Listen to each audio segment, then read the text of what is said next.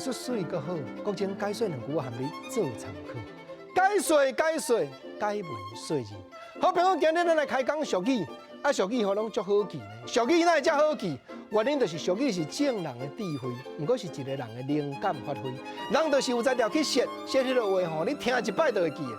有的是用倒句，有的是用顶下句对比。国情今日要讲就是顶下句对比的时阵，拢用一字甲讲做伙。头一句咱来讲规丛好好无错。国情啊，真若是俗语，这个客仔话哩。我要讲无错，就是讲花无错开，言无错对。用这两字无错，甲顶下句排比做伙。顶句讲花无错开，对，天有天时，大自然一定有时机。夏天咧开的花，春天绝对无可能提早开。言无错对。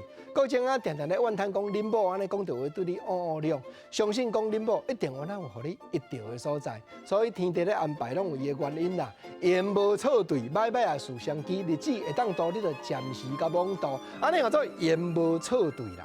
无错，两字顶下句更做伙，简单讲一摆咱就会记咧。过来第二句俗语，原来顶下句用一字食甲更做伙，安怎样讲？顶句讲人食庄，下句讲不食羹。先用下句来解说，不食羹就是讲新明你甲赢出来，定定安尼赢，有照做开，有照时间，拢照起工甲赢出来，伊就会兴啦。毋过人吼，人嘛共款爱食庄即个食，这毋是真正食到腹肚底呢。这个描写啥？不食羹就是讲不注重羹啦。你爱照时间，新明生闹就摆你爱赢出来，互伊看一下讲世间的光景，伊才会兴。人食庄，人注重庄，3分人就爱7分庄，地重庄，庄头水，人愈看，原来愈下目，人愈看嘛愈感觉讲咱有人缘。过来换讲第三句，原来用一字，甲两句俗语顶下句更做伙，用一字摇，安怎样摇呢？我想比拼互你听。顶句讲摇人无才，下句讲摇猪无台。当然啦，这个下半句咱听就知影讲，主要是要描写要形容顶半句。摇猪无台，就是表示讲这只猪饲了条，佫无够重，你要安怎抬？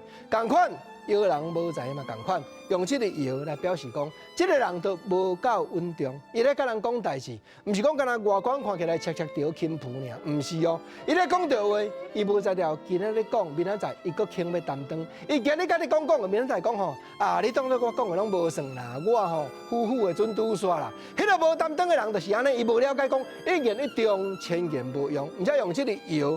顶下句甲更做伙，讲一摆咱就会记的。摇人就无才，摇猪就无台，表示讲人确实咧甲人相处，咧甲人徛起爱稳重。毋则讲俗语真正是正人的智慧，毋过是一个人的灵感发挥，有法度用一字甲顶下句更斗阵，互咱听一摆就会记。这正就是台湾话，互咱感觉真艺术、真趣味的所在就对了。